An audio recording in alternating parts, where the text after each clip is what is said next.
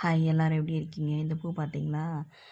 வரும்போது நல்லா தான் வந்தது. அது பக்கத்தில் இருக்கிற முள் செடியில் அந்த காற்றுக்கு ஆடி ஆடி பட்டு பட்டு ஒரு மாதிரி ஆயிடுச்சு.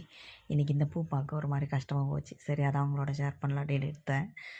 அது காற்று ஓவர் அடித்ததுனால அது சின்ன சின்ன முள், அதனால அது வந்து இதழ் வந்து ரொம்ப ஸ்மூத் அப்படின்றதுனால அப்படி ஆயிடுச்சு. அதோட இது வந்து 4 பூ 4 பெட்டல்ஸ் வரும்ல, பெட்டல்ஸ் வருமே சங்குப்பூ அதுதான். இது வந்து நான் ரொம்ப நாளாக வெயிட் பண்ணிகிட்ருக்கேன். இதோட காய் வேணும் அப்படின்றதுக்காக, அதோட விதை வேணும் அப்படின்னு. ஒரு காய் இன்னமும் வந்தது, அதையும் போட்டிருக்கேன். ஆனால் சரியாக வரல அது.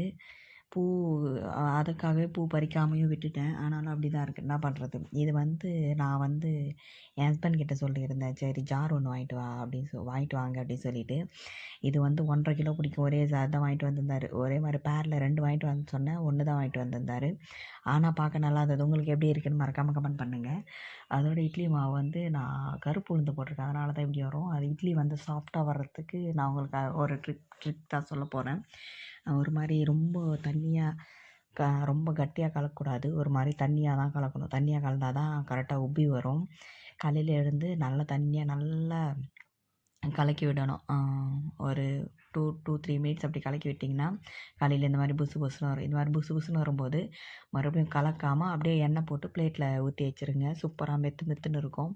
நீங்கள் வேணால் இதை ட்ரை பண்ணி பாருங்கள். சூப்பராக ஒர்க் அவுட் ஆகும். எனக்கு ஒர்க் அவுட் ஆகும். இட்லியும் நல்லா சாஃப்டாக சூப்பராக வரும். நான் இப்படி தான் செய்வேன் இட்லி. நீங்கள் எப்படி செய்வீங்கன்னு மறக்காமல் கமெண்ட் பண்ணுங்கள்.